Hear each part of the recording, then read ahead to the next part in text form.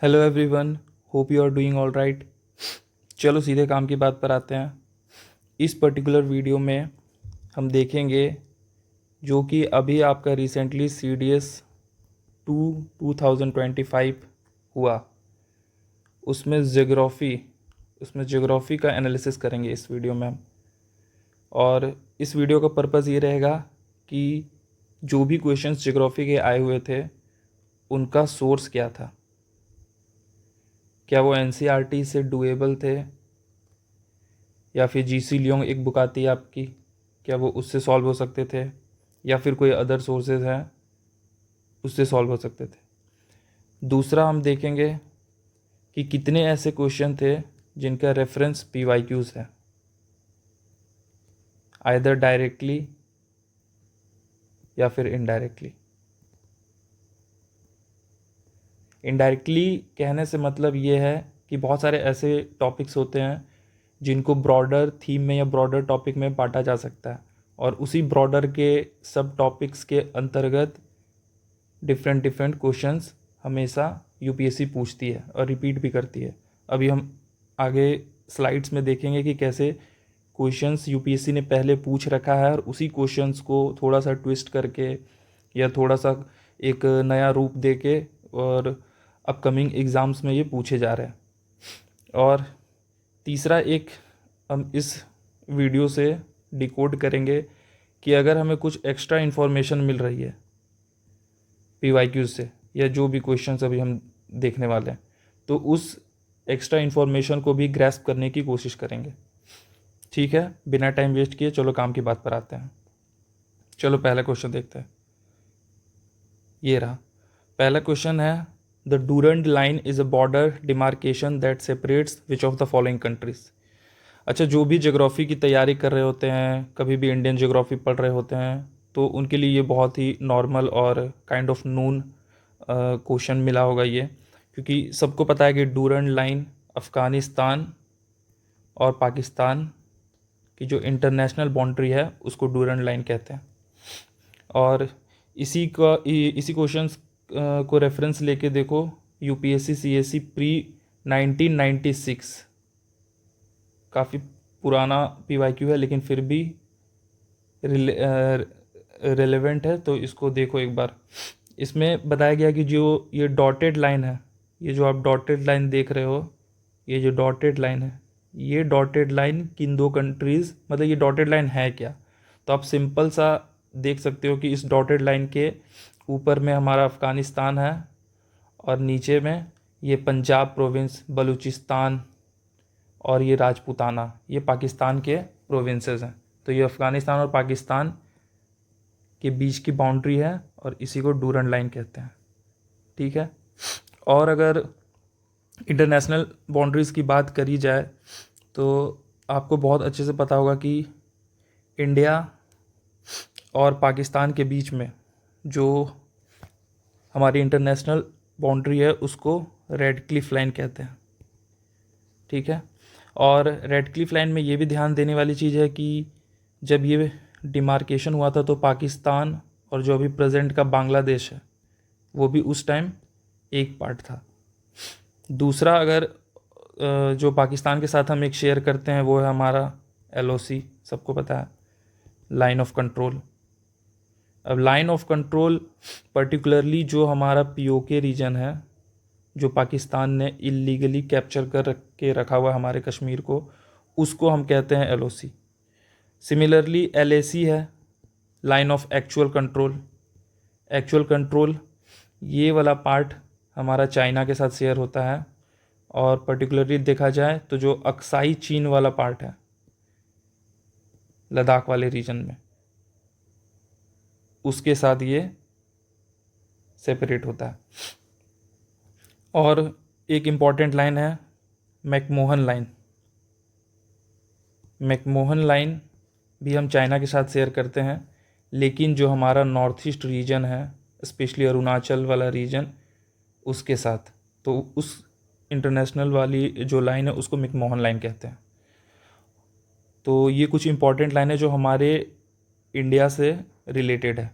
और अगर आपको एक्स्ट्रा कुछ क्योंकि यूपीएससी अगर ऐसे वाले क्वेश्चन या ऐसे थीम पूछ रही है तो एक हमारा क्या कहते हैं पर्पज़ या रिस्पॉन्सिबिलिटी बनती है हमारी कि हम बेटर प्रिपेयर्ड रहें कि अगर कुछ और भी पूछ सके ऐसे। तो कुछ कुछ फेमस इंटरनेशनल लाइंस हैं वो थोड़ा सा हम देख लेते हैं, ठीक है। एक तो हमारा है कर्जन लाइन, जो लॉर्ड कर्जन वाला था ना वो कर्जन, लेकिन लॉर्ड कर्जन से रिलेटेड नहीं है, लेकिन ये है कर्जन लाइन। ये है हमारा रशिया और पोलैंड के बीच में। दूसरा एक इम्पॉर्टेंट लाइन है जो जिसको कहते हैं मैगिनॉट लाइन।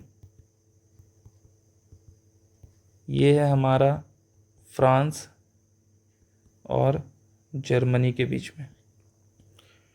और उसके बाद अगर और हाँ, फ्रांस और जर्मनी के बीच में एक तो ये लाइन है मैगिनॉट लाइन, और एक दूसरी लाइन भी है जिसको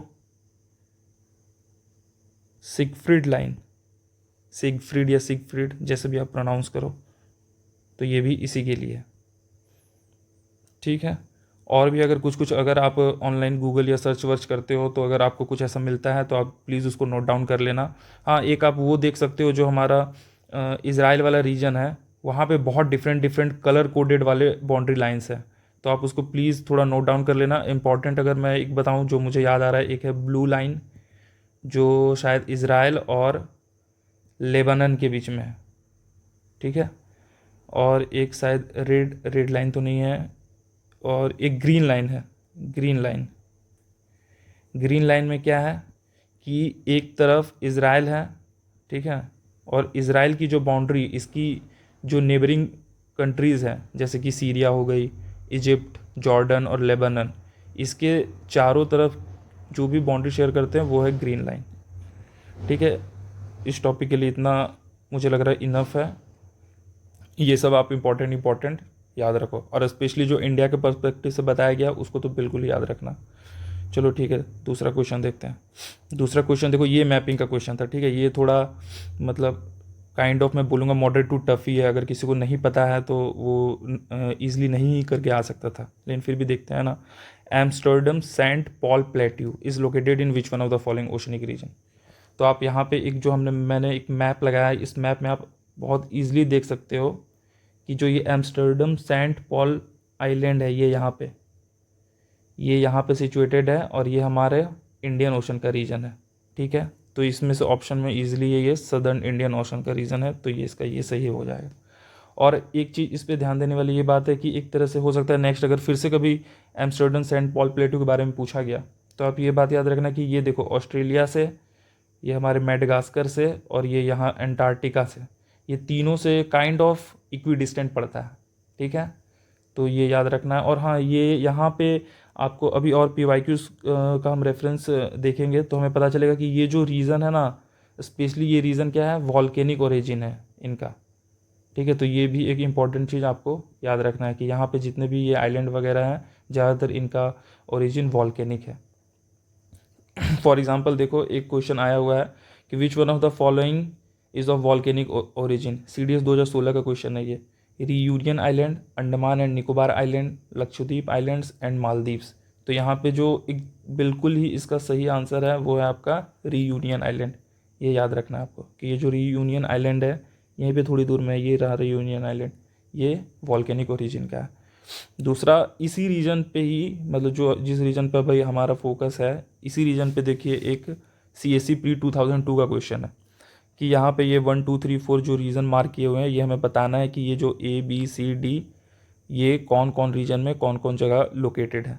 सबसे पहले हम देखते हैं, ये रहा हमारा मेडागास्कर जो थोड़ा अफ्रीका से साइड में ऐसे अकेला सा पड़ा हुआ है। तो इस मेडागास्कर के ही बगल में जो ये हमारा रीजन है ये है हमारा मॉरिशस, ठीक है।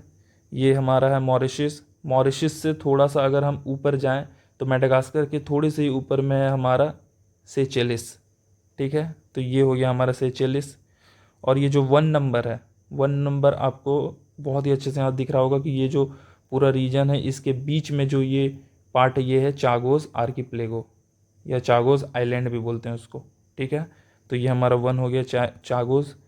और फिर ये जो 2 यहाँ पे जो हमें दिख रहा है ये रेड सी वाला जो रीजन है, इस रेड सी वाले रीजन के पास में है ये हमारा D जो है सोकोट्रा।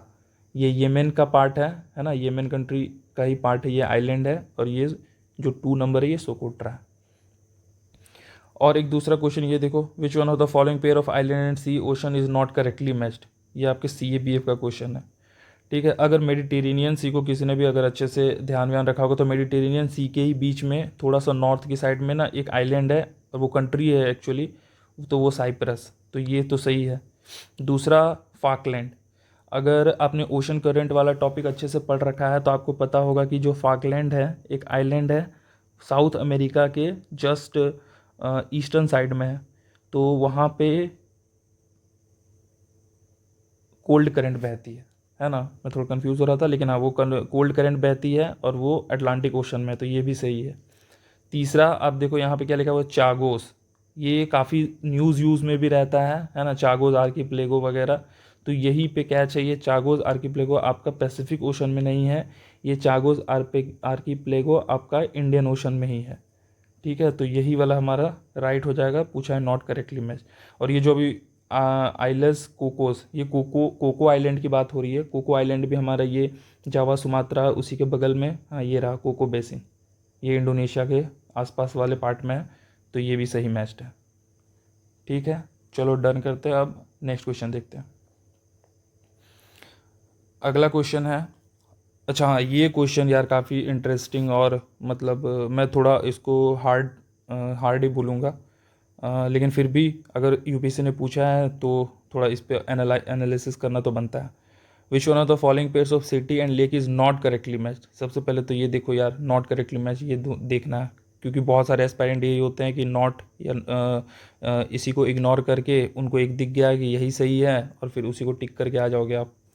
तो सबसे पहले कभी भी आप क्वेश्चन को हमेशा कोशिश करो कि 2 बार ज़रूर पढ़ लो। ठीक है, देखो इसके लिए भी मैंने एक मैप का पार्ट लगाया है, और इसमें गौर करने वाली बात यह है कि ये जो बफेलो, डेट्रॉयट, मिलवाउकी और टोरंटो, ये चारों के चारों शहर इसी रीजन में है। ये जो यूनाइटेड स्टेट्स का मैप है इसी रीजन में ही है और इसी से पूछा गया है। ठीक है, पहला देखो बुफेलो सिटी, ये एक सिटी है, पता है बुफेलो सिटी ये एक सिटी है, ये रहा ये बुफेलो सिटी, और यहाँ पे आप बहुत क्लियरली देख सकते हो कि बुफेलो हमारा लेक एरी पे है, तो ये तो हमारा सही हो गया। फिर अगर हम दूसरा देखें, डेट्रॉयट एक शहर है, ये आपने बहुत, अगर आप PYQs वगैरह हमेशा सॉल्व वॉल्व करते हो तो ये डेट्रॉयट बहुत बार, मुझे मैं बता भी नहीं सकता, बहुत बार पूछा जा चुका है काफ़ी स्टेट PSC के एग्ज़ाम्स वगैरह में कि ये डेट्रॉयट किस चीज़ के लिए फेमस है। तो डेट्रॉयट को ना स्पेशली बोला जाता है मोटर सिटी, ये ऑटोमोबाइल मैन्युफैक्चरिंग के लिए एक बहुत ही स्पेशल सिटी माना जाता है। ठीक है, यहाँ पे फोर्ड्स वगैरह और भी बड़ी बड़ी जो कार कंपनियां हैं उनके हेडक्वार्टर्स यहीं पे हैं डेट्रॉयट में। तो ये देखो डेट्रॉयट हमारा ये रहा यहाँ पे है, और वहाँ पे क्या दिया गया है, लेक सुपीरियर, तो आप इजीली देख सकते हो कि ये वाला रीजन है लेक सुपीरियर, तो कहाँ लेक सुपीरियर और कहाँ डेट्रॉयट, तो इसी से हमारा पता चल गया कि यही इसका सही आंसर होगा, क्योंकि ये गलत मैच्ड है। ठीक है, तीसरा, और फिर भी लेकिन हम देख लेते हैं, अब हमें पता चल गया है कि ये C और D सही है, तो अब हमारा काम ये बनता है कि एक स्टेप आगे जाके हम अपने नोट में, अपने मैप में कहीं इसको ऐड ऑन कर लें। ठीक है, ये रहा मिलवाउकी मिशिगन, तो ये मिलवाउकी यहीं पे है, ये रहा, और ये रहा लेक मिशिगन के करीब में है। और मिलवाउकी के बारे में अगर बताया कुछ एक्स्ट्रा अगर पता चले तो ये बियर इंडस्ट्री के लिए बहुत फेमस है। ठीक है, ये डेट्रॉयट था हमारे मोटर कार के लिए, और ये मिलवाउकी हमारा बियर इंडस्ट्री के लिए, ये था मोटर कार के लिए। और ये जो बुफेलो सिटी है, बुफेलो सिटी के इसका आप एक ऐड ऑन कर सकते हो कि ये बुफेलो सिटी काफ़ी क्लोज है नायग्रा फॉल्स के। ठीक है, ये एक इन्फॉर्मेशन आप उसमें ऐड कर सकते हो। और ये टोरंटो भी आपने सुन रखा होगा, ये कनाडा और ये अमेरिका के बाउंड्री वाले रीजन में पड़ता है, ये रहा ये टोरंटो। तो जो टोरंटो है ये ओंटेरियो लेक उसी के करीब पड़ता है, ये रहा लेक ओंटोरियो। ठीक है, तो ये भी सही मैच्ड है आपका। और अगर टोरंटो के बारे में बात किया जाए तो ये स्पेशली अगर ये, क्योंकि आप देख रहे हो ये बॉर्डर वाले लाइन पे ना, तो यहाँ की जो पॉपुलेशन है ना वो काफ़ी ज़्यादा मल्टी कल्चरल है ना, यहाँ पे डिफरेंट डिफरेंट टाइप के डिफरेंट तबके के लोग इस नेबरहुड में रहते हैं। ठीक है, और देखो इस बार जैसे CDS में आपका पूछ दिया गया कि कौन से लेक के किनारे में कौन सी सिटी है, लेकिन देखो UPSC की आदत है या UPSC ने पहले भी पूछ रखा है कि कौन सी सिटी किस रिवर के किनारे है। ऐसे ऐसे क्वेश्चन आ चुके हैं। इवन इंडियन सिटीज़ भी कौन इंडियन रिवर के किनारे है, ये भी UPSC ने पूछ रखा है। लेकिन इस पर्टिकुलर क्वेश्चन के लिए मैंने ये वाला PYQs का रेफरेंस लगाया है, ताकि आपको पता चले कि हमारे लिए जितना नेशनल करंट अफेयर्स या नेशनल ज्योग्राफी इंपॉर्टेंट है, उतना ही ज़्यादा कहीं ना कहीं इंटरनेशनल ज्योग्राफी और इंटरनेशनल करंट अफेयर ये सब भी ज़रूरी है। इसका हम देखते हैं। ये सारी सिटी जो है वाशिंगटन DC, अच्छा हाँ, ये एक गौर करने वाली चीज़ है कि वाशिंगटन DC कैपिटल है हमारी USA की, बर्लिन कैपिटल है हमारी जर्मनी की, ठीक है।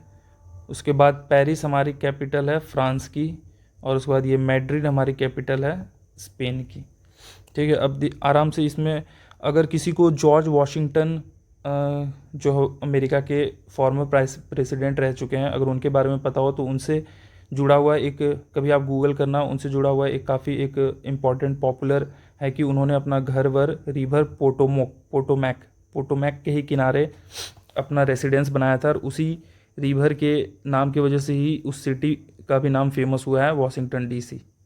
तो ए का तो आपका 4 हो गया, तो आप देख सकते हो A और C तो आपका नहीं होगा, तो इसको हम क्रॉस कर देते हैं। अब बचा बर्लिन, तो ये बर्लिन भी जो जर्मनी का शहर है, कैपिटल है, ये है हमारा रिवर स्प्री के करीब। तो ए का तो हो गया आपका 4, बर्लिन का हो गया रिवर स्प्री, और ये जो पेरिस है ये यूरोपियन कंट्रीज़ है। कभी कभी आपने सुना होगा कि ये जो पेरिस रिवर सीन के करीब है, साइन, और ये जो मैड्रिड है ये रिवर मैंजेनरस इसके करीब है, ठीक है। तो इसका आंसर हो जाएगा डी, ए का 4, बी का 3, सी का 2, डी का 1। चलो ठीक है, नेक्स्ट क्वेश्चन देखते हैं अब। हाँ, ये बहुत ही अच्छा क्वेश्चन है, बहुत ही प्यारा क्वेश्चन, बहुत ही कॉन्सेप्चुअल और कंफ्यूज करने वाला एट द सेम मोमेंट, ऐसा क्वेश्चन था ये। काफ़ी लोगों ने इस क्वेश्चन को छोड़ के भी आए होंगे। ये ऐसा क्वेश्चन है कि बहुत लोगों ने, किसी ने ए भी मार्क कर दिया होगा, किसी ने बी भी मार्क कर दिया होगा, किसी ने सी भी, और किसी ने डी भी मार्क कर दिया होगा। तो ये ऐसा क्वेश्चन है, इस क्वेश्चन की खूबसूरती ऐसी है कि ये काफ़ी हाईली कंफ्यूज करने वाला है। चलो इसको देखते हैं। क्या है, which one of the following statements with reference to lines of latitude is और are correct? The distance between two successive latitudes changes slightly from the equator to the poles.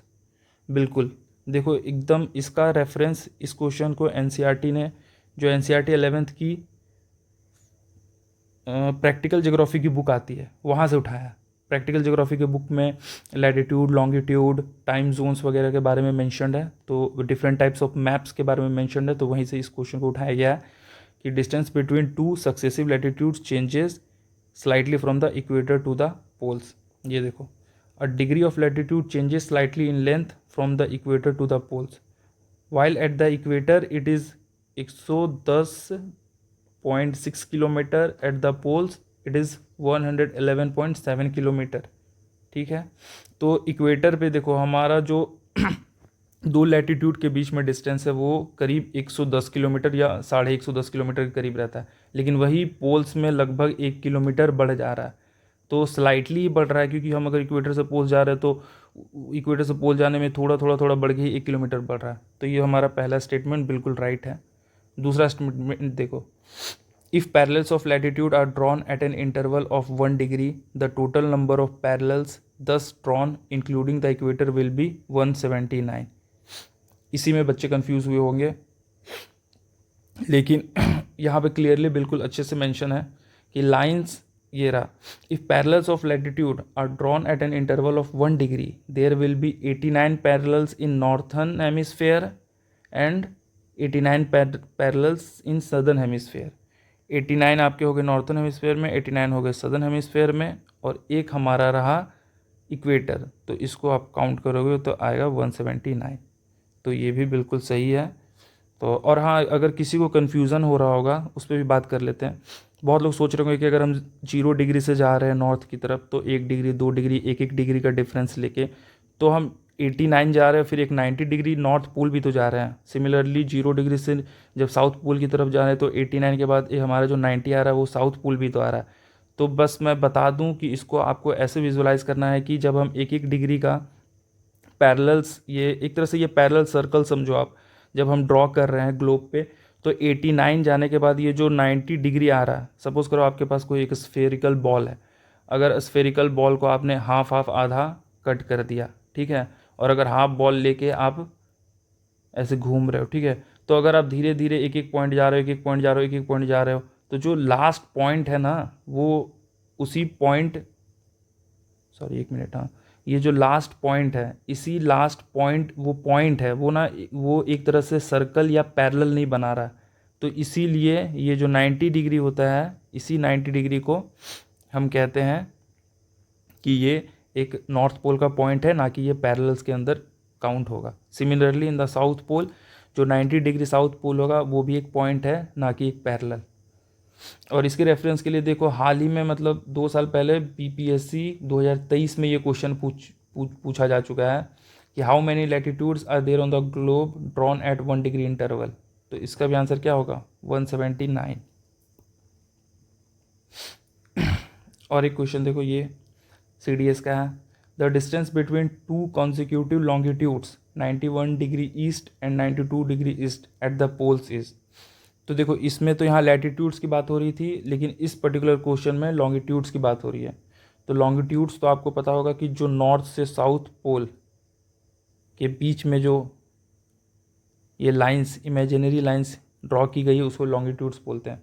तो यहाँ आप बिल्कुल देख सकते हो कि जो दो लॉन्गिट्यूड्स होते हैं, दो लॉन्गिट्यूड्स का जो डिस्टेंस होता है वो इक्वेटर में इनका डिस्टेंस ज़्यादा होता है, और ये जैसे जैसे पोल्स की तरफ जाते हैं इनका डिस्टेंस मिनिमम होता रहता है। और ये जैसे ही नॉर्थ पोल या एक्सट्रीम साउथ पोल पे जाते हैं, इनकी दोनों के बीच का डिस्टेंस, ये दोनों को इंसिडेंट कर जाते हैं, और इस वजह से इनका डिस्टेंस 0 हो जाता है।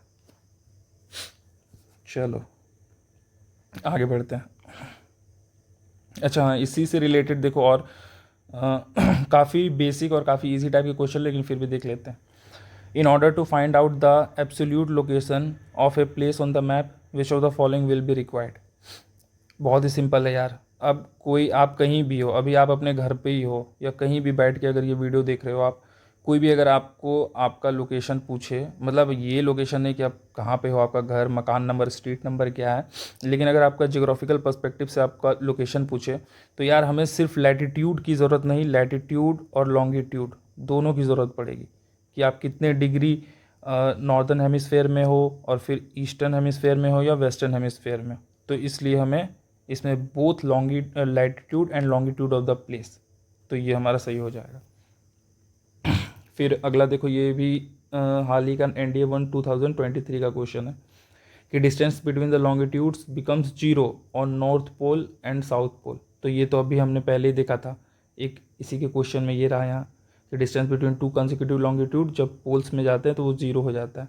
तो ये सही बात है, और एक तरह से देखा जाए तो यही CDS 1 2012 के ही रेफरेंस से कहीं ना कहीं इस क्वेश्चन को यहाँ पे पूछने का तरीका डिफरेंट है, लेकिन ये स्टेटमेंट के पर्सपेक्टिव से इन्होंने दे दिया है। दूसरा देखते हैं, distance between the longitude is maximum on the equator. अभी मैंने बताया था आपको कि अगर दो लॉन्गिट्यूड है तो इनके बीच में जो डिस्टेंस है वो हमारे इक्वेटर में सबसे ज़्यादा होता है, तो ये भी सही है। तीसरा, number of longitude is more than number of latitudes. हाँ देखो, ये आपको पता होगा कि जो हमारा अर्थ है, अगर हम लैटिट्यूड्स बना रहे हैं तो हमारे लैटिट्यूड्स इधर हो गए 90 और फिर इधर भी हो गए 90। तो लैटिट्यूड्स हमारे 180 हैं, लेकिन जो लॉन्गिट्यूड है वो पूरे सर्कल को घेर रहे हैं, पूरे हमारा जो अर्थ है उस स्फेयर को कवर करे, तो वो हमारे 360 होते हैं। बहुत बेसिक नॉलेज, सबको पता होगा। तो ये हमारा थर्ड वाला भी सही है, तो इसका सही हो जाएगा D 1 2 एंड 3। चलो अगला क्वेश्चन। ये अच्छा क्वेश्चन था। Arrange the following major elements present in the earth's crust in ascending order. सबसे पहले तो यार ये सब भी ध्यान रखो, असेंडिंग ऑर्डर में पूछा है in the terms of weight percentage, कि हमारी जो पृथ्वी है उस पे सबसे ज़्यादा कौन से एलिमेंट पाए जाते हैं, उनको असेंडिंग ऑर्डर में अरेंज करना है। असेंडिंग ऑर्डर का मतलब होता है कि सबसे पहले जो छोटा होगा उसको रखेंगे, फिर उससे बड़ा, फिर उससे बड़ा, और फाइनली सबसे बड़ा। ठीक है, तो ये भी आपकी जो 11th क्लास की फंडामेंटल ऑफ ज्योग्राफी की बुक है वहाँ से पूछा गया है। और ये देखो, और हाँ एक चीज़ ये भी है, बहुत लोगों के पास, आप लोगों के पास लेटेस्ट वाली एनसीईआरटी होगी, ठीक है, तो लेटेस्ट वाली एनसीईआरटी में मैं थोड़ा कंफ्यूज हो रहा हूँ, ये वाला चैप्टर या फिर और एक जो एटमॉस्फेयर वाला क्वेश्चन आया हुआ है, तो ये शायद मेंशन नहीं है, किसी किसी एनसीईआरटी में शायद मेंशन नहीं है, तो ये आप पक्का देख लेना, या फिर इसको आप स्क्रीनशॉट लेके रख लो और कहीं पे नोट डाउन कर लेना, ठीक है। कि सबसे ज़्यादा element oxygen, silicon, aluminium, iron, calcium, sodium, potassium, magnesium, others. तो ये अब 9 एलिमेंट या जो भी 8 एलिमेंट है प्लस 1 अदर्स, इसको याद रखने के लिए आप लोगों ने बहुत बहुत डिफरेंट डिफरेंट ट्रिक बना रखी होगी, लेकिन एक ट्रिक मैं आज शेयर करता हूँ आपको, हो सकता है आप लोगों ने सुन भी रखा होगा, लेकिन ये काफ़ी हेल्पफुल ट्रिक प्रूफ हो सकती है। इसका ट्रिक है Osama Indian civil service crack करके, ये क्रैक करके ऐसे बस याद कर लो, क्रैक करके पीएमओ गया, ठीक है। इसमें याद करना है Osama, Osama, oxygen, silicon, aluminium, Osama का OSA, Indian civil service ICS, ICS Indian civil service crack करके पीएमओ गया, ठीक है। थोड़ा बेतुका है कि ओसामा ने इंडियन सिविल सर्विस क्रैक करके पीएमओ गया, लेकिन फिर भी ट्रिक है, तो इसको ट्रिक की तरह ट्रीट करके आप इसको याद कर सकते हो। तो बस अगर ये ट्रिक अगर आपको ध्यान में रहता है, या फिर आपने अकॉर्डिंग जो भी ट्रिक याद रखा है, तो ये क्वेश्चन को भी लोगों ने ईजिली कर रखा होगा। ये रहा, हमने क्या कहा था, असेंडिंग ऑर्डर है, तो असेंडिंग ऑर्डर में सबसे लास्ट में क्या होगा, जो सबसे ज़्यादा अमाउंट में है, तो यहाँ पे सबसे ज़्यादा अमाउंट में क्या है, एल्युमिनियम, नहीं सॉरी एल्युमिनियम कहाँ से, ऑक्सीजन सबसे ज़्यादा है। और ये रहा, इसका एक रिसेंटली CAPF 2023 में क्वेश्चन भी आ चुका है, which one is the most abundant of all the elements on earth. तो ये सिंपली देख सकते हो कि सबसे ज़्यादा हमारे अर्थ के क्रस्ट में ऑक्सीजन है। तो ऑक्सीजन वाला हमारा जो 4th है वो सबसे लास्ट में आएगा, तो हम ये A और B को क्रॉस कर देंगे, ये रहा 4 और 3। और इससे पहले 3 आएगा सिलिकॉन, क्योंकि ऑक्सीजन सिलिकॉन, और उससे पहले क्या आएगा आपका, एल्युमिनियम आएगा। तो 4 3 1 2 पीछे से चल रहा है, तो आपका C सही हो जाएगा इसमें। इसी से रिलेटेड CDS 2015 का भी क्वेश्चन है, which of the following elements are found in highest and lowest quantities respectively in the crust of the earth. Highest की बात की गई है, तो हाईएस्ट की बात की गई है तो ऑक्सीजन होगा, तो B और C हटा दो। और सिलिकॉन का तो पता है यार कि ऑक्सीजन और के बाद ही सिलिकॉन होता है, तो सबसे मिनिमम हमारा क्या है, ये रहा magnesium. Out of the given option D is the correct answer, oxygen and magnesium. Similarly देखो HCS 2023 में भी क्वेश्चन आया हुआ है कि इन्हें भी अरेंज करना है in terms of percentage by weight, और ये ध्यान देना है कि डिक्रीजिंग ऑर्डर। डिक्रीजिंग ऑर्डर का मतलब होता है कि जो सबसे ज़्यादा अमाउंट में होगा, जिसकी वैल्यू या जिसका अमाउंट सबसे ज़्यादा होगा उसको पहले रखेंगे। तो सिलिकॉन, आयरन, ऑक्सीजन, सोडियम, सबसे पहले किसको रखेंगे, ऑक्सीजन। जिसको बस ये पता था वो आराम से यही कर लेता कि इसका B होगा सही, ऑक्सीजन होगा। उसके बाद फिर हम रखेंगे सिलिकॉन को, फिर उसके बाद रखेंगे हम आयरन को, उसके बाद फिर रखेंगे सोडियम को, ठीक है। तो ये सब क्वेश्चंस को आप बिल्कुल देख सकते हो कि जो भी स्लाइड्स अभी हम डिस्कस करते जा रहे हैं फ़िलहाल तक, सारे क्वेश्चंस में कोई ना कोई PYQs या कोई ना कोई रेफरेंस रिपीट हो रहा है, और कहीं ना कहीं से PYQs की नीड भी पड़ रही है, और उससे क्वेश्चन सॉल्वेबल भी हो रहे हैं, ठीक है। ठीक है, चलो अब नेक्स्ट सवाल देखते हैं, अगला सवाल कौन सा है, ये रहा। तो ये भी एक देखो, मैच द फॉलोइंग वाला क्वेश्चन है। इसमें है कि आइलैंड नेशन, जो हमारे आइलैंड नेशन दिए हुए हैं, इन आइलैंड नेशन कौन कौन से टेक्टोनिक प्लेट पे सिचुएटेड है। तो इस क्वेश्चन को आप, अगर आपको इन आइलैंड का लोकेशन अगर पता रहता, एक रफली आइडिया रहता, तो आप इसको भी अच्छे से कर सकते थे। और उनसे भी बड़ा इसमें लॉजिक बस ये लगाते हैं कि अंडमान आइलैंड, जो कि हमारे इंडिया का पार्ट है, अगर उसका आप देखो तो D का या तो 2 होगा या तो 3 होगा। तो 2 तो यार अफ्रीकन प्लेट, ये इसको तो आप एलिमिनेट कर सकते थे कि अफ्रीकन प्लेट अंडमान में तो नहीं लाई करता है, तो ये हमारा 2 वाला एलिमिनेट हो जाता। अब या तो C और D के बीच में हमें ढूंढना था, तो अगर D का अगर 3 हो गया यूरेशियन प्लेट, तो अब हमारा A का 2 कॉमरोस आइलैंड अफ्रीकन प्लेट का पार्ट है, ये पता चल गया हमें। और दूसरा रहा ये श्रीलंका, तो ये श्रीलंका हमारे इंडियन सब कॉन्टिनेंट का ही पार्ट है, तो ये श्रीलंका पार्ट है इंडो ऑस्ट्रेलियन प्लेट का। तो यहाँ से सी का हो जाता 4, तो हमारा सही ऑप्शन इसमें से हो जाएगा डी।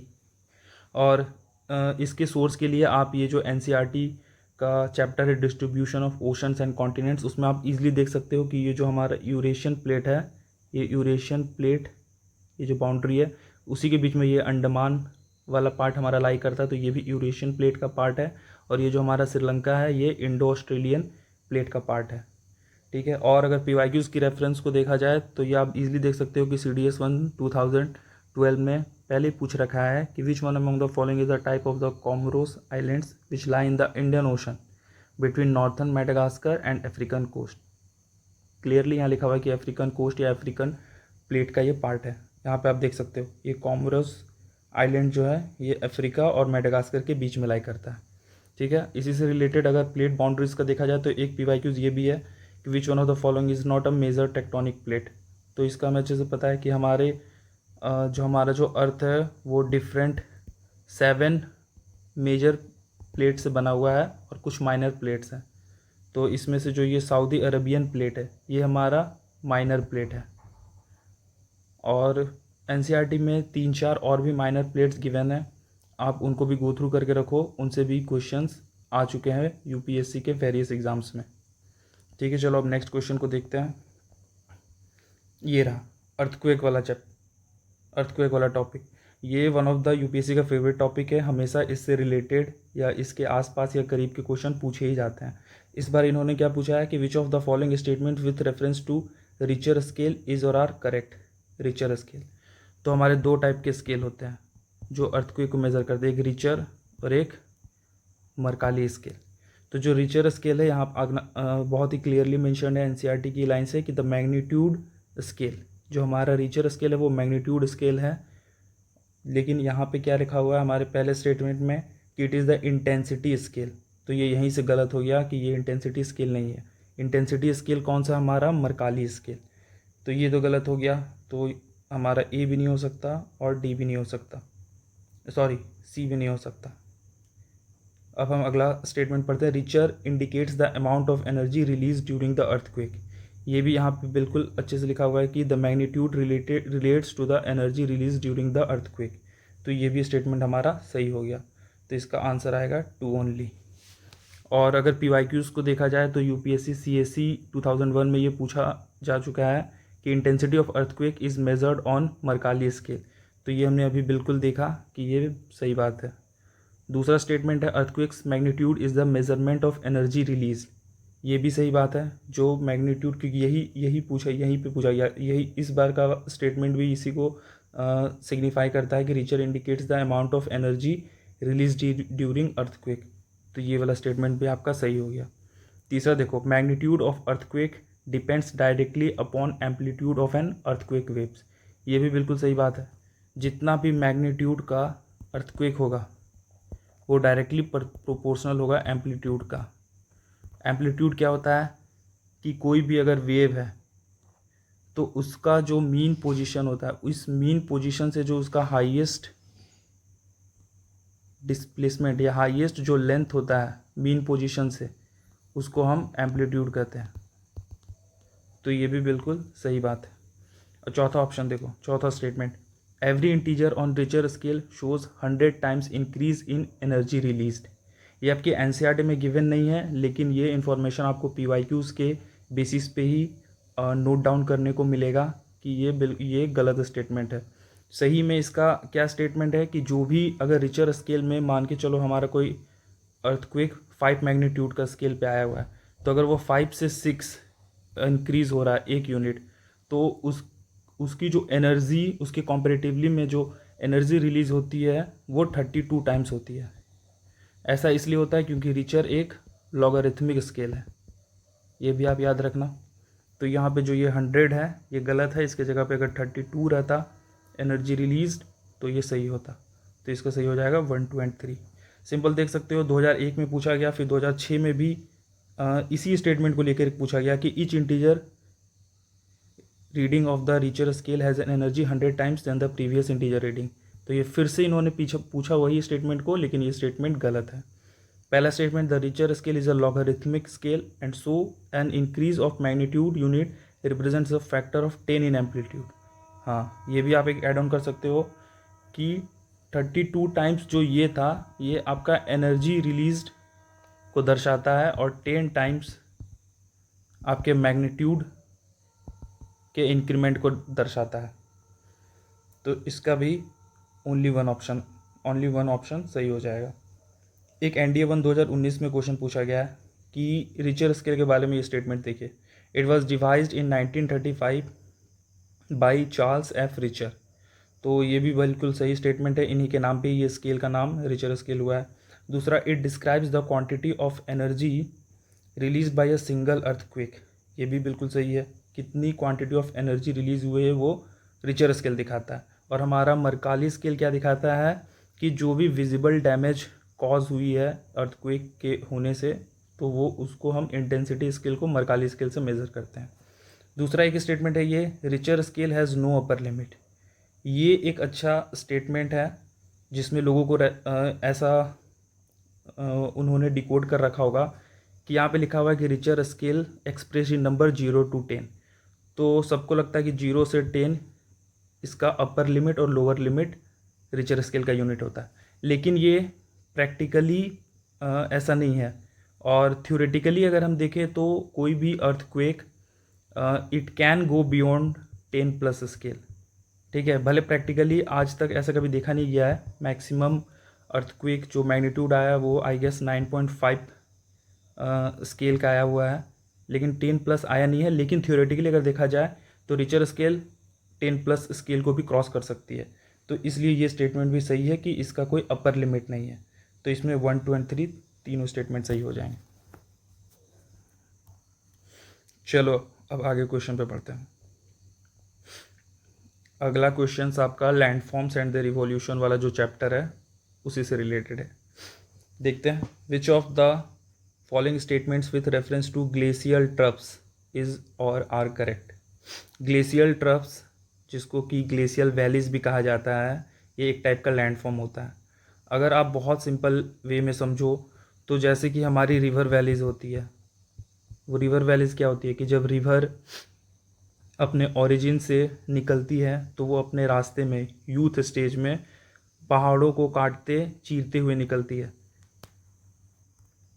और उसी की वजह से जो हमारे माउंटेन्स होते हैं उसी माउंटेन्स में वी शेप्ड वैली बनती है। तो ये रिवर के इरोजनल एक्टिविटीज़ की वजह से होता है।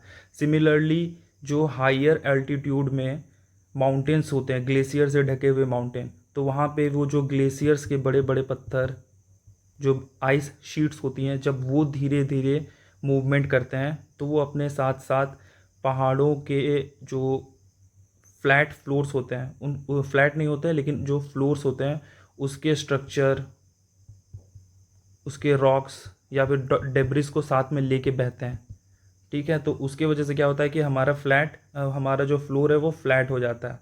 यहाँ पर अच्छे से देख सकते हो कि बहुत अच्छे से लिखा हुआ है कि glaciated valleys are trough like मतलब समझो कि आप थोड़ा सा डीप साइडेड कोई भी ऐसा landform, and U shaped valley, ये एक अच्छा डिफरेंस है कि जो ग्लेशिएटेड वैलीज होती है वो यू शेप्ड होती है, और जो हमारी रिवर वैलीज होती है वो वी शेप्ड होती है with broad floors and relatively smooth and steep sides.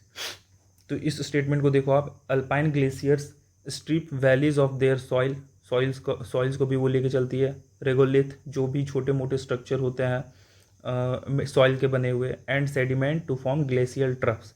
तो ये स्टेटमेंट आपका बिल्कुल सही है। दूसरा देखो, when the sea level is below the floor of a glacial trough the sea water enters as the ice front recedes creating a fjord. तो ये भी आप स्टेटमेंट देख सकते हो कि जो ये एक फ्योर्ड है ये भी एक टाइप का ग्लेशिएटेड लैंडफॉर्म फीचर है। ये इस इमेज को आप रेफरेंस के बेसिस पे देखो कि आप देख सकते हो कि बहुत दूर दूर में आपको ये पहाड़ों में ढके हुए, ये बर्फ़ से ढके हुए पहाड़ दिख रहे होंगे। तो जब ये पहाड़ आइस शीट्स की वजह से इरोजनल एक्टिविटी से यू शेप्ड वैलीज बना रहे हैं, और जब वो यू शेप्ड वैलीज में स्पेस रह चुका है और अगर किसी तरह से अगर उसके बिलो यहाँ पे जैसे लिखा हुआ बिलो द फ्लोर, अगर कोई सी वाटर या सी लेवल या कोई सी सरफेस या सी ओशंस का सोर्स मौजूद है तो वो वहाँ का पानी उस यू शेप्ड वैलीज में भर जाता है। और यही जो भर जाता है ये बारिश बोल रहा हूँ, ये पानी सी ओशंस के वाटर से, तो इसी को फ्योर्ड्स बोलते हैं। तो ये भी हमारा स्टेटमेंट सही है।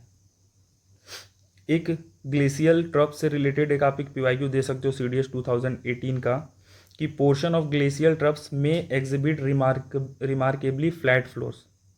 अभी मैंने बताया कि जब भी अगर इरोजन होगा, भले स्लो इरोजन होगा, बट ओवर अ टाइम वो उस वैली को फ्लैट फ्लोर्स में कन्वर्ट कर देंगे। तो ये आपका स्टेटमेंट सही है। दूसरा स्टेटमेंट देखो, the fault floor in A glacial trough is produced by uniform glacial erosion. देखो यहाँ पे एक वर्ड मेंशन है यूनिफॉर्म, तो आपको अच्छे से पता है कि ये जो एक्टिविटीज़ होती है, नेचुरल एक्टिविटीज़, ये कोई मशीन मेड या रोबोटिक मेड एक्टिविटीज़ नहीं है। तो यहाँ पे ये जो वर्ड है यूनिफॉर्म, ये इसी की वजह से ये स्टेटमेंट हमारा गलत हो जाएगा कि कोई यूनिफॉर्म ग्लेशियल इरोजन नहीं होता है। कभी इन्वायरमेंट या नेचुरल फेनोमेनन पे डिपेंड करता है, कभी स्लो हो जाएगा, कभी वहाँ पे अगर प्रेसिपिटेशन हुआ तो उसकी वजह से इरोजनल एक्टिविटी फास्ट हो जाएगी, कभी वहाँ पे टेम्परेचर ज़्यादा घटा बढ़ा तो उसकी वजह से भी इरोजनल एक्टिविटीज़ अफेक्ट होगी। तो इस वजह से ये स्टेटमेंट गलत हो जाएगा। और अच्छे से अगर रेफरेंस के लिए देखा जाए तो ये GC लियोंग की कटिंग को मैंने यहाँ पे लगाया हुआ है, यहाँ पे बहुत अच्छे से मेंशन्ड है, आप अच्छे से इसको पढ़ के देख सकते हो। ठीक है, चलो अब अगला क्वेश्चन देखते हैं। अगला क्वेश्चन हमारा वेजिटेशन रिलेटेड है। यहाँ पे मिड लैटिट्यूड डिसिडियस फॉरेस्ट के बारे में पूछा गया है। देखो आपको एक चीज़ ध्यान में होगा कि ये हमारा रहा इक्वेटर, और यहाँ पे कहीं पे हमारा रहता है ट्रॉपिक ऑफ कैंसर, यहाँ पे ट्रॉपिक ऑफ कैप्रिकॉर्न, और यहाँ पे हमारा लाई करता है मिड लैटिट्यूड, जिसको भी हम टेम्परेट रीजन भी कहते हैं। तो हम जैसे इंडिया लाई करता है tropic within the tropics यहाँ कहीं, तो हमारे कंट्रीज़ में tropical forest, tropical deciduous forest पाए जाते हैं। लेकिन वैसे ही सेम टाइप के फॉरेस्ट जब इस लैटिट्यूड में अबव 35 डिग्री लैटिट्यूड में पाए जाते हैं तो उसको मिड लैटिट्यूड फॉरेस्ट कहते हैं। अब यहाँ पे ध्यान, इस कटिंग को देखो आप, यहाँ पे ये जो मैंने फ़ोटो लगाया है temperate forest around the world, यहाँ पे देख सकते हो कि ये जो हाईलाइटेड रीजन है ये कहीं ना कहीं उस लैटिट्यूड में लोकेटेड है जो कि 35 डिग्री नॉर्थ या फिर 35 डिग्री साउथ से ऊपर है। तो यही टेम्परेट फॉरेस्ट होता है। अब स्पेशली मिड लैटिट्यूड में डिसीडियस फॉरेस्ट की बात की गई है।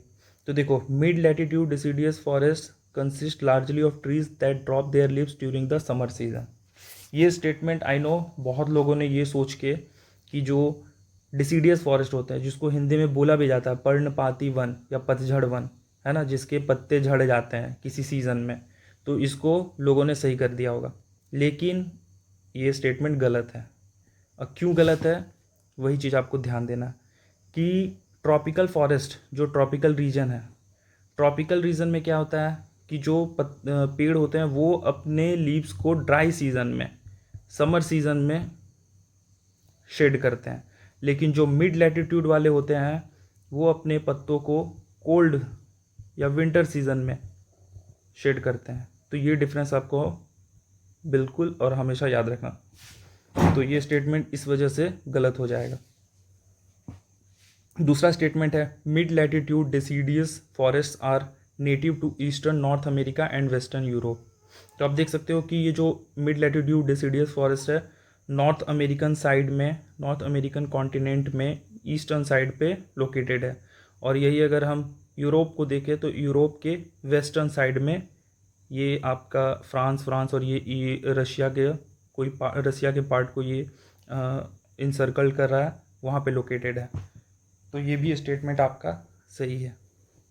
तीसरा स्टेटमेंट देखो, in Asia the mid latitude deciduous forest occur as a belt between the boreal forest to the north and steppe lands to the south. यहाँ पे दो चीज़ है, एक है बोरियल फॉरेस्ट। अब बोरियल फॉरेस्ट किसको बोलते हैं? Boreal forest basically coniferous forest होते हैं, शंकुधारी वन। जो कि हायर एल्टीट्यूड में पाए जाते हैं और हायर लैटिट्यूड में भी पाए जाते हैं। तो यहाँ पे बताया गया है कि ये जो हमारा mid latitude deciduous forest Asia में लाई करेगा, वो लाई करेगा किसके बीच में? नॉर्थ में, क्योंकि ये साइबेरिया वाला रीजन है, तो ऑब्वियसली यहाँ पर बोरियल फॉरेस्ट, कॉनिफेरस फॉरेस्ट पाए जाएंगे। और साउथ में स्टेपी भी PYQ है। स्टेपी बेसिकली क्या है? स्टेपी ग्रासलैंड्स बहुत फेमस है, और ये steppe grasslands actually continental interior of continents में पाए जाते हैं, और ये एशियन रीजन में भी लोकेटेड है। तो ये मिड लैटिट्यूड डिसीडियस फॉरेस्ट के नॉर्थ में आपका पड़ेगा टाइगा या फिर बोरियल फॉरेस्ट, और साउथ में आपका पड़ेगा स्टेपी फॉरेस्ट। तो ये स्टेटमेंट बिल्कुल सही है। चौथा देखो, beech, hickory and walnut are common example of trees found in mid latitude deciduous forest. तो रेफरेंस के लिए GC लियोंग का ये एक चैप्टर है, इसमें बहुत सारे डिफरेंट वेजिटेशन के बारे में बहुत ही डिटेल में दिया हुआ है। तो आप अच्छे से यहाँ पे देख सकते हो कि ये जो USA वाला रीजन है, जो लो लैंड डिसीडियस फॉरेस्ट के लिए जाना जाता है, वहाँ पे आप बहुत ईजिली देख सकते हो कि वहाँ पे वॉलनट, ओक, हिकरी, मैपल ऐसे टाइप के पेड़ पाए जाते हैं। और ये जो आपका पहला स्टेटमेंट था, उसका भी एक रेफरेंस यहाँ पे है कि the tree shed their leaves in the cold season. किसके लिए? जो मिड लैटिट्यूड डेसिडियस फॉरेस्ट है उनके लिए। तो ये चौथा स्टेटमेंट भी आपका सही है। तो इसमें 2, 3 एंड 4 सही स्टेटमेंट है, तो इसका D हो जाएगा। ठीक है। और अगर देखा जाए, ये एक एक्स्ट्रा नॉलेज के लिए आप याद रख सकते हो कि which one among the following covers the highest percentage of forest area in the world? Temperate coniferous forest, temperate deciduous forest, tropical monsoon forest, tropical rain forest. तो अगर ये फैक्ट आपको पता है तो वेल एंड गुड, और अगर नहीं पता है तो आप याद रखना कि पूरे वर्ल्ड में सबसे ज़्यादा percentage of forest area temperate coniferous forest का है। Around 25%, I guess less than 25%, या around 25% of the world's all biomes is temperate coniferous forest. एक दूसरा PYQ यहाँ पे देखो आप, इंडियन इंजीनियरिंग सर्विस 2018 का है कि which one of the following is the major characteristic of deciduous trees. Deciduous trees का मेजर कैरेक्टरिस्टिक क्या है? They do not lose their leaves. तो ये तो गलत है। हमने देखा कि ट्रॉपिकल फॉरेस्ट हो, या फिर वो ट्रॉपिकल डिसीडियस फॉरेस्ट हो, या फिर वो मिड लैटिट्यूड डिसीडियस फॉरेस्ट हो, वो अपना लीव्स शेड करते हैं अपने अपने पर्टिकुलर सीजन में। दे शेड देयर लीव्स एनुअली। यहीं पे ये दूसरा स्टेटमेंट मिल गया, और यही स्टेटमेंट आपका सही है। ठीक है, चलो अब अगले क्वेश्चन की तरफ बढ़ते हैं। अच्छा, उससे पहले मैं आपको एक बता दूं कि ओनली एमर्स का हमारा पेड ग्रुप 2026 के लिए लॉन्च हो चुका है, और इसका अगर आपको इनरोलमेंट कराना है, अगर आप CDS 1 2026 या फिर CAPF 2026 या फिर CDS 2 2026 की तैयारी कर रहे हो, तो आप बहुत आप वेलकम हो। आप ये कोर्स हमारा ज्वाइन कर सकते हो। बेसिकली हमने 2025 में इस वे में सारे सब्जेक्ट्स को, GS और GK के सब्जेक्ट्स को कवर करा था। आप देख सकते हो कि हमने ज्योग्राफी को बहुत ही हॉलिस्टिकली कवर करा था। जो भी 11th क्लास की 2 बुक है, fundamental of physical geography, Indian physical environment, class 12 MCQs, तो आप इसको थोड़ा सा पॉज करके देख लो। और जिसको भी इनरोलमेंट कराना हो, या वो चाहते हैं किसी भी मेंटरशिप के लिए, या उनको कुछ भी अगर प्रॉब्लम हो रही है, तो वो हमारे टेलीग्राम ग्रुप ओनली एमएस को ज्वाइन करके वहाँ से डिटेल्स और फीचर्स गैदर कर सकते हैं।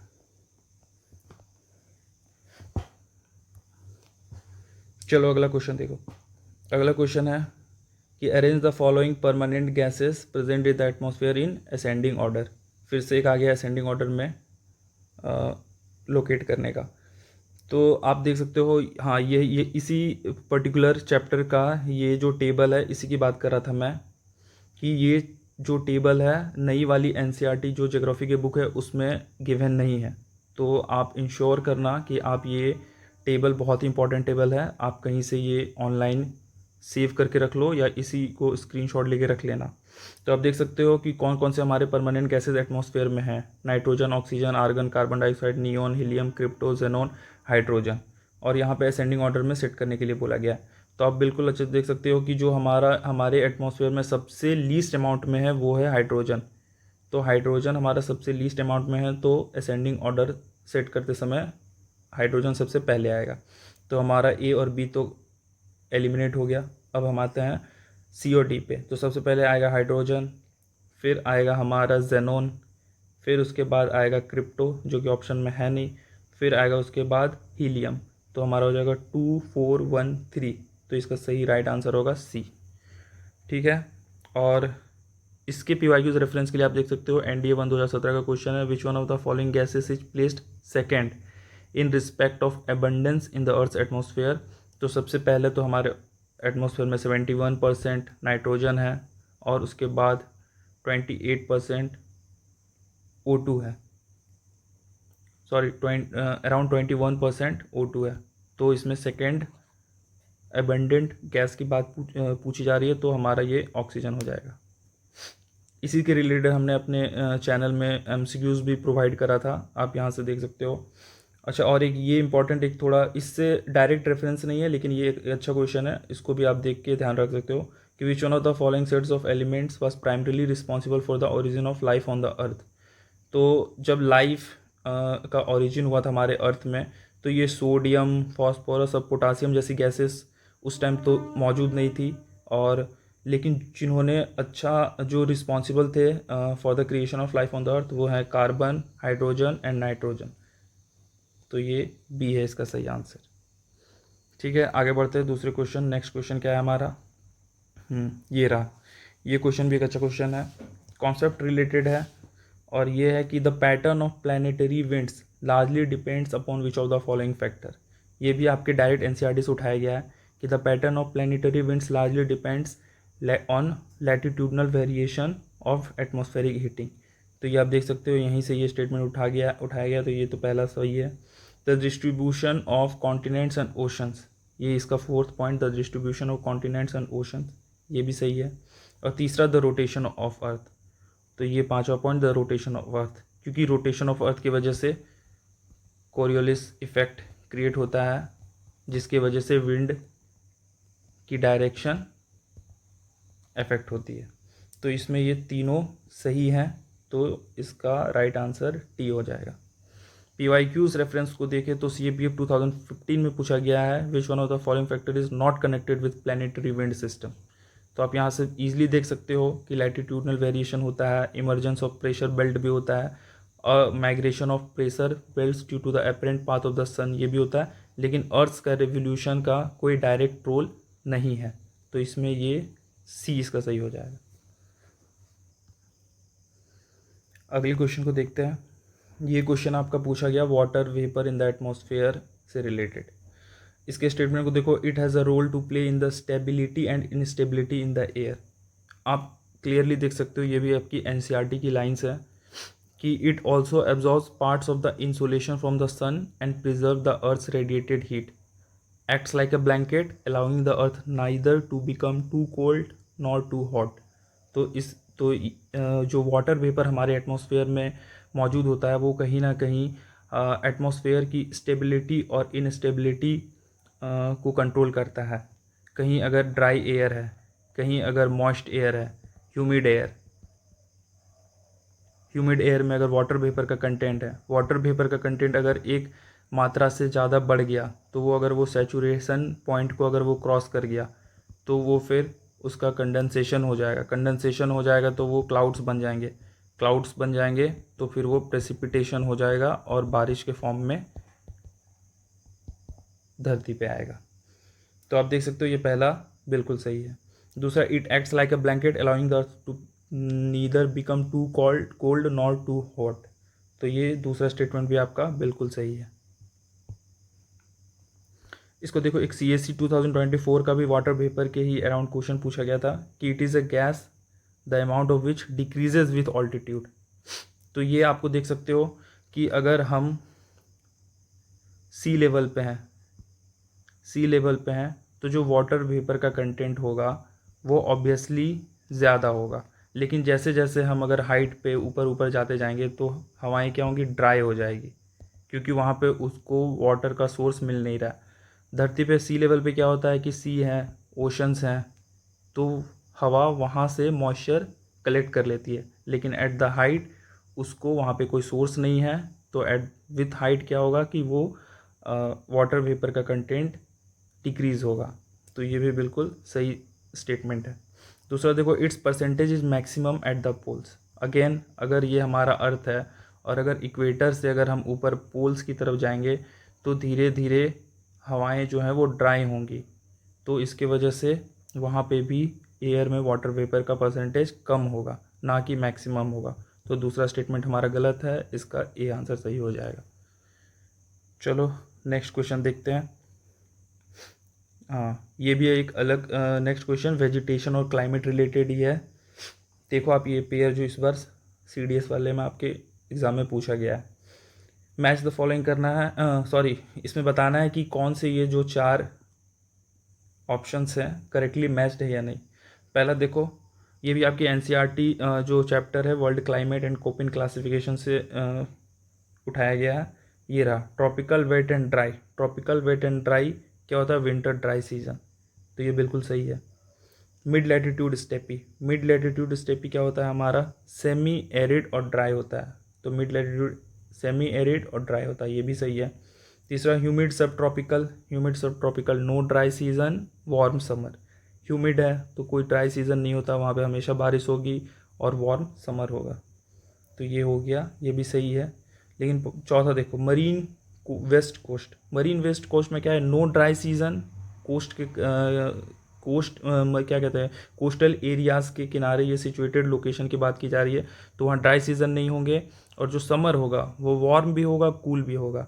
कभी कभी बहुत गर्मी भी पड़ेगी, लेकिन जब हवाओं में एक लिमिट से ज़्यादा वाटर वेपर इंक्रीज़ हो जाएगा, अभी हमने प्रीवियसली डिस्कस किया था, तो बारिश भी होगी वहाँ पे, और अगर बारिश होगी तो हमें थोड़ा सा कूल भी फील होगा, तो समर कूल भी होता है वहाँ।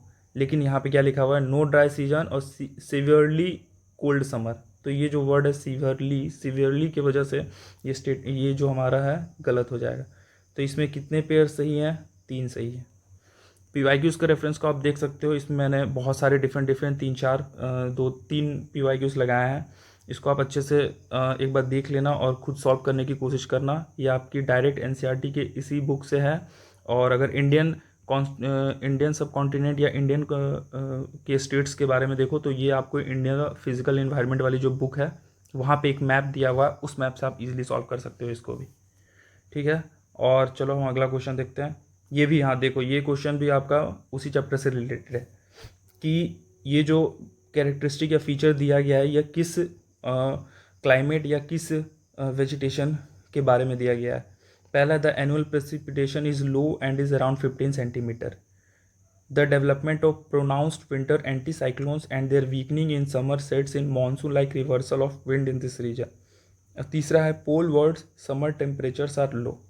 अब बिल्कुल देख सकते हो कि ये जो हमारा cold climate and dry winters DW, इसके फीचर्स एकदम डिट्टो लाइन बाय लाइन यहीं से उठा दिया गया है। The development of pronouns winter, ये रहा आपका दूसरा स्टेटमेंट। तीसरा जो ये है कि poleward summer temperatures are lower, ये स्टेटमेंट भी यहाँ से उठा दिया गया। और ये जो है कि precipitation is low around 15 centimetre, तो ये यहाँ है कि प्रेसिपिटेशन इज़ लो और 12 से 15 सेंटीमीटर के बीच में यहाँ बारिश होती है। तो ये हमारा cold climate with dry winters, तो इसका C सही हो जाएगा। इसी से रिलेटेड एक CSE 2024 का क्वेश्चन है, इसको थोड़ा देख लेते हैं ना, कि annual and daily range of temperatures is low. किस रीजन में ऐसा होगा कि जहाँ पे दिन में या रात में लगभग कॉम्परेटिवली टेम्परेचर सेम ही रहते हैं और ओवर द ईयर भी सेम ही रहते हैं, उनमें डिफरेंस ज़्यादा नहीं रहता है। दूसरा, precipitation occurs through out the year, बारिश सालों साल बारिश होगी वहाँ पर। और तीसरा है, precipitation varies between 50 centimetre to 250 centimetre. देखो, आई नो पहला और दूसरा स्टेटमेंट पढ़ने के बाद हमारे दिमाग में आएगा कि ये तो इक्वेटोरियल क्लाइमेट की बात हो रही है, जो इक्वेटर पे बसे कंट्रीज़ हैं या रीजन है वहाँ पे ऐसा होता है कि प्रेसिपिटेशन भी हमेशा होता है और annual and daily range of temperature भी लो होता है। लेकिन ये जो थर्ड स्टेटमेंट है यहाँ पे क्या दिया हुआ है, precipitation varies between 50 centimetre to 250 centimetre, कि वहाँ पे 50 सेंटीमीटर भी बारिश होती है, कभी कभी बारिश कम भी हो जाती है, भले हमेशा होती है लेकिन कभी कम बारिश होती है और ज़्यादा बारिश भी होती है। लेकिन इक्वेटोरियल क्लाइमेट में क्या होता है कि वहाँ पे बहुत ज़्यादा मात्रा में बारिश होती है। तो ये थर्ड स्टेटमेंट की वजह से ये हमारा ए नहीं होगा। ये भी स्टेटमेंट इसी चैप्टर में मेंशन्ड है, आप जाके मरीन वेस्ट कोस्ट क्लाइमेट के बारे में पढ़ना, वहाँ पे आपको ये तीनों स्टेटमेंट पता मिल जाएंगे हूबहू लिखे हुए। तो इसका हमारा डी है सही, मरीन वेस्ट कोस्ट क्लाइमेट। ठीक है, और एक ये भी है, इस क्वेश्चन को आप खुद से थोड़ा ट्राई करना, बिल्कुल आप समझ जाओगे कि और हाँ, ये क्वेश्चन इसका जो भी आंसर आएगा, अगर आपका जो भी इसमें आंसर आ रहा है, मैं बस एक हिंट दे देता हूँ कि उससे रिलेटेड बहुत सारे, कम से कम n नंबर ऑफ क्वेश्चंस पूछे जा चुके हैं। वो क्वेश्चंस आपको ओनली एमर्स टेलीग्राम ग्रुप में मिल जाएंगे, आप सर्च करना इस मेडिटेरेनियन क्लाइमेट। चलो इसका आंसर बता ही देता हूँ, इसका आंसर मेडिटेरेनियन क्लाइमेट है। ये जो फीचर है मेडिटेरेनियन क्लाइमेट के बारे में, आप ओनली एमर्स में सर्च करना मेडिटेरेनियन क्लाइमेट, आपको बहुत सारे क्वेश्चन मिल जाएंगे जो इससे रिलेटेड और फीचर्स को PYQs के फॉर्म में आप सॉल्व कर सकते हो। अगला क्वेश्चन देखते हैं। ये क्वेश्चन थोड़ा हमारी 12th ज्योग्राफी के रेफरेंस से लिया गया है, लेकिन आप देख सकते हो इस क्वेश्चन को हम कैसे PYQs के बेस पे और कैसे हमारे लोअर NCERT के बेस पे भी सॉल्व कर सकते हैं। Consider the following statement with reference to the cotton textile industry in India. Cotton textile industry has over time spread to other parts of the country beyond Gujarat and Maharashtra. देखो, cotton जो होता है हमारा बेसिकली किस किस जगह पे होता है, महाराष्ट्र, गुजरात, मध्य प्रदेश, कर्नाटका, आंध्र, तेलंगाना, तमिलनाडु। लेकिन कॉटन टेक्सटाइल इंडस्ट्री, जो टेक्सटाइल इंडस्ट्री है जहाँ से फाइबर, फैब्रिक और क्लोथ मेकिंग और कपड़े बनाए जाते हैं, सूती कपड़े, वो इंडस्ट्री हमारे लगभग ऑल ओवर इंडिया में सिचुएटेड है। रीज़न बीइंग, कॉटन एक लाइट रॉ मटेरियल है, ट्रांसपोर्टेशन बहुत ही ईजी और बहुत ही अफोर्डेबल हो चुका है हमारी कंट्री में। तो इस वजह से आज हमारे पूरे कंट्री में ही हर जगह आपको कॉटन टेक्सटाइल इंडस्ट्री मिल जाएंगे, चाहे वो आप नॉर्थ में जाओ चाहे आप साउथ में जाओ। तो ये पहला स्टेटमेंट भी सही है। दूसरा statement, raw cotton is not a weight losing raw material.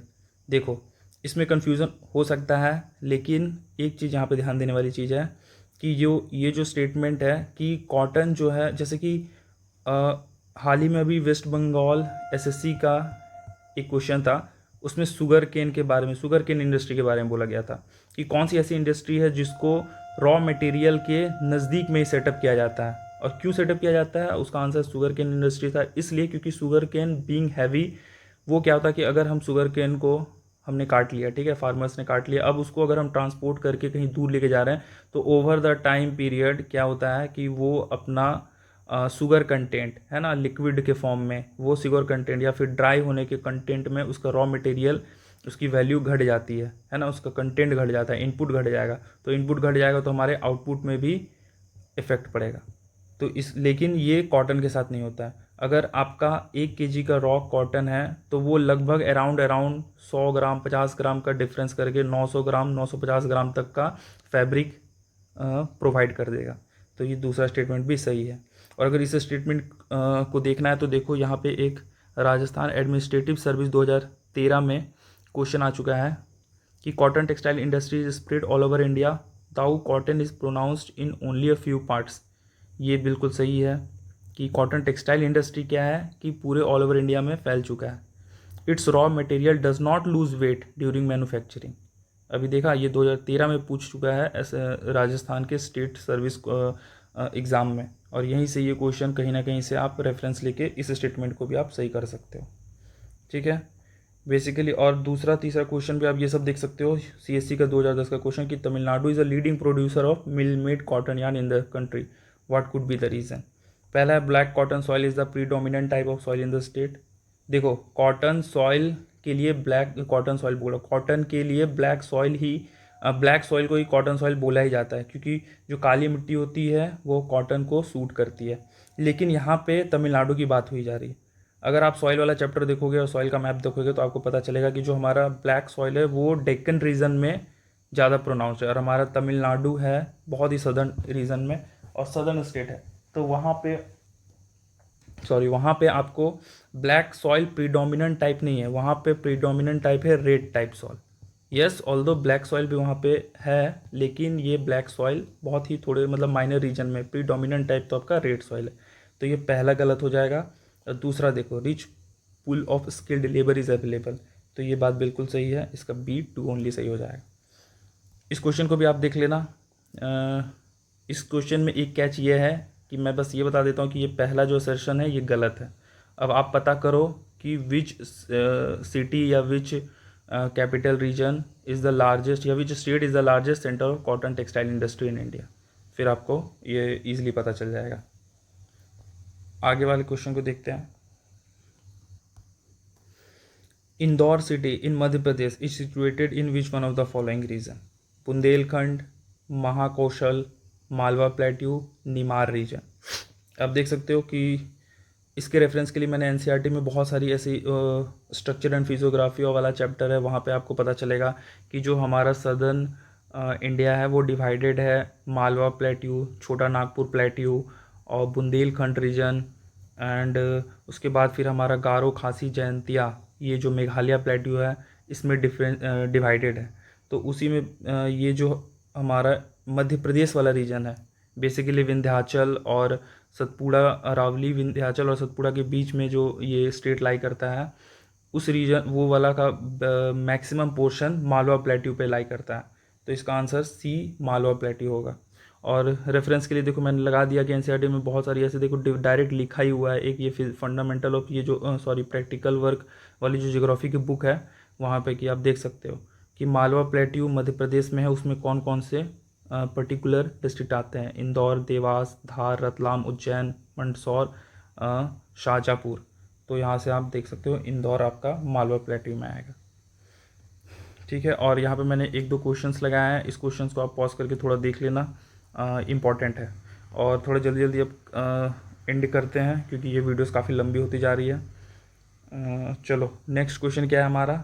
ये रहा, ये भी 12th ज्योग्राफी से पूछा गया हुआ ह्यूमन ज्योग्राफी का पार्ट है ये। The golden quadrilateral highway does not pass through which of the following city? अच्छा क्वेश्चन है ये। सबसे पहले तो ये देखो, golden quadrilateral project of India joins किस किस मेजर सिटीज़ के लिए ये गोल्डन क्वाड्रिलेटरल प्रोजेक्ट है? तो इसमें आपका आता है दिल्ली, मुंबई, चेन्नई, कोलकाता। ये रहा दिल्ली, ये रहा मुंबई, ये रहा चेन्नई, ये रहा कोलकाता। इसी 4 रीजन को ये गोल्डन क्वाड्रिलेटरल जोड़ता है। अब इसमें पूछा गया है कि कौन कौन सी ये जो सिटीज़ हैं वो इन गोल्डन क्वाड्रिलेटरल में लाई नहीं करेगी। तो आप देखो भुवनेश्वर, आप क्लियरली यहाँ देख सकते हो ये जो उड़ीसा वाला रीजन है भुवनेश्वर यहाँ लाई कर रहा है। दूसरा है जयपुर, जयपुर पे आप देख सकते हो ये दिल्ली और मुंबई वाले रूट पे पड़ रहा है। फिर तीसरा है आपका लखनऊ, तो देखो ये जो लखनऊ है, ये लखनऊ बेसिकली न्यू दिल्ली और जो कोलकाता वाली रूट है उससे थोड़ा सा हट के है। ये लखनऊ ना छोड़ के ये कानपुर, आगरा लाई कर रहा है, लेकिन ये लखनऊ नहीं लाई कर रहा है। तो ये हमारा लखनऊ लाई नहीं कर रहा है। और चौथा इंदौर। अगर बेसिकली अगर किसी को बस ये पता रहता ना कि न्यू दिल्ली और ये क्या कहते हैं मुंबई और चेन्नई और कोलकाता को जोड़ता है क्वाड्रिलेटरल, तो ईजिली आप बता सकते थे कि इंदौर जो एमपी का पार्ट है वो तो एकदम बिल्कुल सेंटर में आ गया। तो हम इसी को बोल देते कि 4 तो नहीं होगा।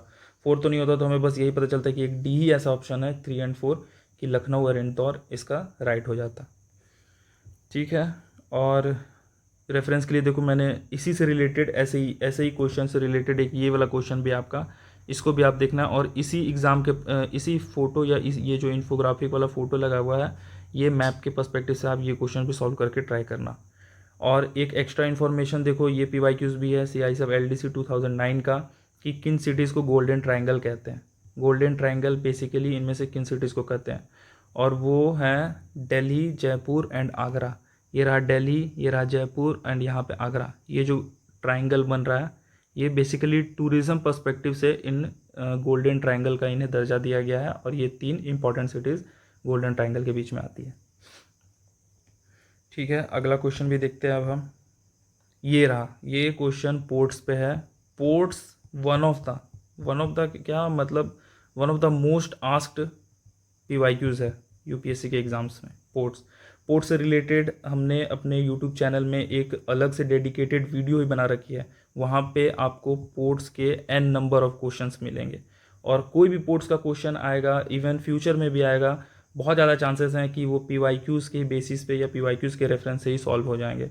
आप प्लीज़ इस वीडियो को एंड करने के बाद अगर आपके पास कभी टाइम हो तो आप हमारे यूट्यूब चैनल पे ये वीडियो देखना, आपको बहुत एक्स्ट्रा इन्फॉर्मेशन पोर्ट्स के रिलेटेड मिल जाएगी। यहाँ पे आप देख सकते हो कि ये जो पोर्ट्स वाला क्वेश्चन है ये भी बिल्कुल आपकी NCERT से ही उठाया गया था। एक ये है कि हाँ, ये चीज़ आपको पता है या नहीं पता है तो जान लो कि जो हमारा कांडला पोर्ट है गुजरात में, इसी को दीनदयाल पोर्ट भी कहते हैं।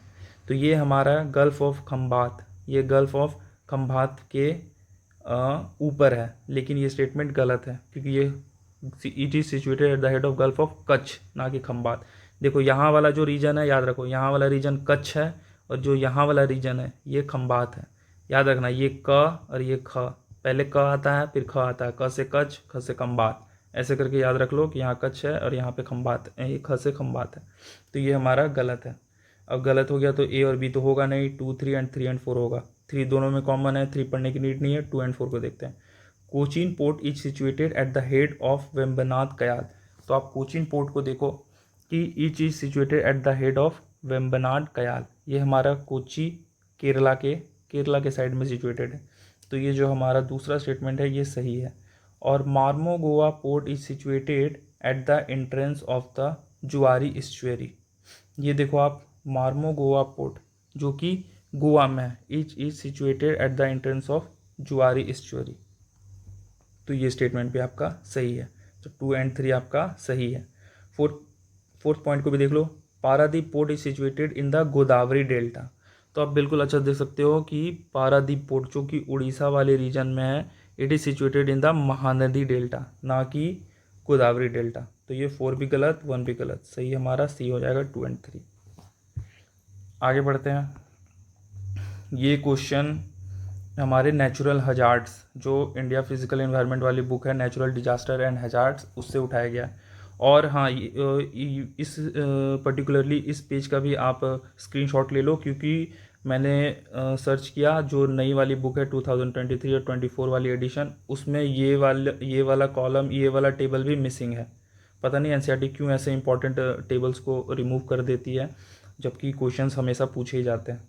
तो आप इसमें से देख सकते हो कि जो भी नेचुरल डिजास्टर होते हैं इनको डिवाइड किया गया है एटमॉस्फेरिक, टेरेस्ट्रियल, एक्वेटिक और बायोलॉजिकल। और जो आपका इस बार का क्वेश्चन आया वो डायरेक्ट सीधा CDS 2021 टू CDS 2021 का PYQs ही है कि which one among the following is not an atmospheric natural disaster. अब यहाँ से अच्छे देख सकते हो कि जो एवलांचे है, an avalanche is a type of which one of the following disaster. तो एवलांचे हमारा एक टेरेस्ट्रियल, बी इसका सही है, terrestrial type of natural disaster है। और यहाँ पे पूछा गया कि हमारा कौन सा एटमॉस्फेरिक नहीं है, तो एवलांचे तो हमारा टेरेस्ट्रियल है, तो इसका सही हो जाएगा D। और हाल ही में लास्ट ईयर ही 2024 में देखो CI सब LDC 2024 में भी ये क्वेश्चन पूछा गया है। बिल्कुल ही रेलेवेंट क्वेश्चन है ये कि ब्लिजर्ड, सॉइल इरोजन, सुनामी और लोकस्ट किस किस से रिलेटेड है। इस टेबल का रेफरेंस लो और इसको आप अच्छे से अपने से मैच करके देख लेना, बिल्कुल लाइन बाय लाइन। और जो भी ये पॉइंट यहाँ दिए हुए हैं नेचुरल डिजास्टर, इसी टेबल में मेंशन्ड है। चलो आगे बढ़ते हैं। अगला क्वेश्चन हमारा ये रहा। ये क्वेश्चन एग्जैक्टली एकदम प्योरली ज्योग्राफी का क्वेश्चन नहीं है, लेकिन अगर ये लोकेशन और इंस्टीट्यूशंस के नाम पे है तो इसको मैंने ज्योग्राफी वाले पार्ट में ही इंक्लूड कर दिया। इसमें पूछा गया कि जो national institute of disaster management national institute of NIDM, इसके बारे में स्टेटमेंट देखो। It was constituted in the year 2006। इसका रेफरेंस मैंने NIDM की जो ऑफिशियल साइट है वहाँ से लिया है। और यहाँ पे क्लियरली मेंशन्ड है कि जो NIDM है वो हमारा इस्टेब्लिश्ड हुआ था 2003 में, ना कि 2006 में। तो ये पहला स्टेटमेंट गलत हो गया। दूसरा देखो, under the disaster management act 2005 the institute has been interested to assist in the national level policy formulation with reference to disaster management. इसको पढ़ के ही आपको फील हो रहा होगा कि ये स्टेटमेंट तो यार सही ही है। NIDM को हम इस्टेब्लिश ही क्यों करेंगे कि वो यार नेशनल लेवल पॉलिसी मेकिंग में हमारी हेल्प करे, जो भी डिजास्टर मैनेजमेंट मेजर्स होते हैं उसमें हेल्प करे। तो ये ऐसे आप देख भी सकते हो कि इसके जो भी एम्स एंड ऑब्जेक्टिव है उसमें बिल्कुल ही क्लियरली मेंशन्ड है। तो इसका आंसर B हो जाएगा। आगे बढ़ते हैं। अगला क्वेश्चन ये डैम्स से रिलेटेड है, और ये स्पेशली डैम से रिलेटेड ये क्वेश्चन इसलिए क्योंकि ये करंट अफेयर में भी काफ़ी न्यूज़ में था, इसलिए ये पूछा गया। देखो, सलाल डैम, अलाल dam and Baglihar dams are on the Chenab river. तो आप यहाँ देख सकते हो ये जो हमारा बगलीहार डैम, सलाल डैम, ये हमारे जो जम्मू कश्मीर के डैम्स हैं ये हमारे चेनाब रिवर पर सिचुएटेड है। तो ये सही है पहला स्टेटमेंट। दूसरा स्टेटमेंट क्या है कि Baglihar dam has a greater height than Salal dam.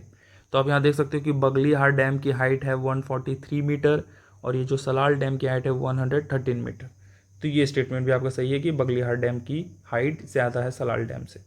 तीसरा देखो, Salal dam is operated by Jammu and Kashmir power development corporation and Baglihar dam is operated by NHPC limited. अब देख सकते हो कि NHPC इंडिया की जो ऑफिशियल वेबसाइट है, जो उनके करंट और एक्टिव प्रोजेक्ट्स चल रहे हैं पावर स्टेशंस, उसमें उन्होंने मेंशन कर रखा है कि जो सलाल डैम है वो ये मैनेज करती है, ये ऑपरेट करती है NHPC। लेकिन यहाँ पे क्या लिखा हुआ है कि Salal dam is operated by Jammu Kashmir power development corporation. तो ये स्टेटमेंट आपका गलत है, ये इंटरचेंज कर दिया है इन्होंने, तो ये थर्ड गलत हो जाएगा। तो आपका सही हो जाएगा वन एंड टू, एक 114 का हो जाएगा 1 एंड 2 ए। चलो अब ये, अच्छा हाँ, ये एक सबसे लास्ट क्वेश्चन है, ये पहले ही था लेकिन इसको मैंने लास्ट में इसलिए रखा है क्योंकि ये क्वेश्चन का अगर आप देखो सेंसस से क्वेश्चन है, लेकिन ये थोड़ा सा डिबेटेबल क्वेश्चन है क्योंकि इस क्वेश्चन के लिए जो एक्चुअल फैक्ट्स एंड फिगर है वो ऑफिशियली बिल्कुल सही मायने में कहीं ऑनलाइन भी नहीं मिल रहा है, लेकिन डिफरेंट सोर्सेज से, जो अनऑफिशियल सोर्सेज हैं, उनसे भी वेरीफाई करने के बाद पता चला है इसका आंसर। तो पहले क्वेश्चन को पढ़ते हैं। Which among the following classes of towns in India holds the highest percentage of urban population as per the census 2011? Class 2, 3, 4, 6। देखो 2011 का जो सेंसस था उसके अकॉर्डिंग जो हमारे टाउन्स हैं उसको 6 कैटेगरी में डिवाइड किया गया हुआ है, 1, 2, 3, 4 ऐसे करके 6 तक है। तो जो 1 है, क्लास टाउन 1 या क्लास 1 जो है, उसको पॉपुलेशन, उसकी पॉपुलेशन, जिसकी पॉपुलेशन 1 लाख से ज़्यादा होती है उसको क्लास 1 का दर्जा दिया गया है। तो और आपको पता चलेगा कि जो ये अर्बन पॉपुलेशन है सबसे ज़्यादा क्लास 1 में ही है। अर्बन पॉपुलेशन जो different out of the 6 divided classes हैं उसमें सबसे ज़्यादा पॉपुलेशन 1 की है। और दूसरा और तीसरा 2 एंड 3 जो क्लास है इसी में कन्फ्यूज़न है। किसी किसी सोर्सेज में दिखाया जा रहा है कि 3 में अराउंड 13% है, और किसी में 2 में दिखाया जा रहा है 12% है, और किसी किसी में दिखाया जा रहा है कि 2 में 17% है और 3 में अराउंड आपका 16% या कुछ कम है। तो एट द वेरी मोमेंट इस क्वेश्चन के लिए अभी हम फ़िलहाल क्लास 2 के साथ जा रहे हैं। 101 का ए हम मार्क कर रहे हैं क्योंकि इसमें 1 तो मेंशन है नहीं, तो क्लास 2 में ही पॉपुलेशन ज़्यादा है।